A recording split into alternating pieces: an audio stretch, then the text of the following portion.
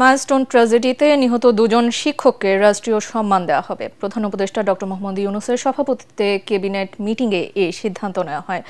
সকালে প্রধান উপদেষ্টার কার্যালয়ে বৈঠকের শুরুতে মাইলস্টোন স্কুল অ্যান্ড কলেজের বিমান দুর্ঘটনায় নিহতদের স্মরণে শোক প্রস্তাব গ্রহণ করা হয়। এরপর তাদের আত্মার প্রতি সম্মান জানিয়ে 1 মিনিট নীরবতা পালন করা হয়। পরে অনুষ্ঠিত হয় দোয়া মোনাজাত। নিহতদের আত্মার মাগফিরাত ও আহতদের সুস্থতা কামনা করে আগামীকাল দেশের সব ধর্মীয় উপাসনালয়ে বিশেষ প্রার্থনার সিদ্ধান্ত হয়েছে বৈঠকে। মাইলস্টোনে মর্মান্তিক দুর্ঘটনায় নিহতদের পরিবার এবং আহতদের চিকিৎসা সেবায় সরকারের পক্ষ থেকে প্রয়োজনীয় সকল সহায়তা দেওয়ার সিদ্ধান্ত গৃহীত হয়েছে। এছাড়া দলীয় প্রতীকে স্থানীয় সরকার নির্বাচন না করার সিদ্ধান্ত নেওয়া হয়। এছাড়া সাবেক অর্থ সচিব জাকির আহমেদ খানকে প্রধান করে গঠন করা হয়েছে নতুন পেই কমিশন।